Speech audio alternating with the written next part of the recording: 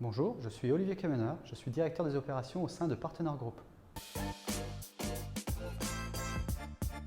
Mon rôle consiste à développer le savoir-faire de Partner pour répondre aux enjeux de transformation digitale d'aujourd'hui et de demain. Pour cela, j'organise l'entreprise en practice pour favoriser le développement de l'innovation, faire de la veille métier et technologique, développer les offres de l'entreprise, valoriser et développer les compétences de nos collaborateurs et bien sûr apporter des solutions innovantes et qualitatives pour nos clients. Nous sommes au tournant d'une grande étape. Il est temps de parler de transformation digitale responsable. La transformation 1.0, c'est déjà passé, c'est la digitalisation des processus. La transformation digitale 2.0, c'est en cours. C'est la prise de conscience des entreprises que le digital est un vecteur d'accélération, un vecteur de différenciation, un vecteur compétitif. Et pour cela, les données ont été exploitées, l'agilité a été mise à l'échelle. L'IA et plus généralement l'IA générative sont de nouveaux moyens de réussir à accélérer davantage dans cette transformation 2.0. La transformation digitale 3.0 est une phase plus mature de la transformation digitale. Elle répond aux enjeux sociétaux. Les entreprises doivent être plus responsables, écologiquement et socialement. Elles sont évaluées sur ces critères. Le digital doit répondre à ces enjeux. La transformation digitale touche tant les processus métiers auxquels le digital est un moyen d'optimisation qu'au digital lui-même qui doit être conçu de manière plus responsable.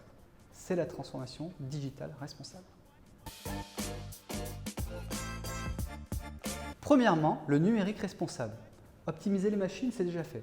Restent les processus métiers et les processus digitaux. Côté processus métier, le digital permet d'identifier, d'optimiser des processus qui seraient en double, des processus qui seraient redondants. Et là-dessus, l'urbanisme, l'intelligence artificielle, plein de moyens sont mis à disposition et seront utilisés par les entreprises pour améliorer leur attrait à l'écologie au travers des processus métiers. Côté digital, ce qui nous reste à franchir, c'est l'éco-conception. On ne parle plus machine, on parle vraiment de concevoir de manière plus responsable. Deuxièmement, la résilience ou l'optimisation. On ne construit plus de nouveaux processus, on rénove, on adapte nos processus. Et de la même manière, on rénove notre récit qui peut être poussiéreux. Encore une fois, les urbanistes, les architectes d'entreprise sont clés pour pouvoir dérouler cette deuxième étape. Et troisièmement, l'IA générative. C'est le plus grand chamboulement auquel nous assistons. Et ce n'est qu'un début.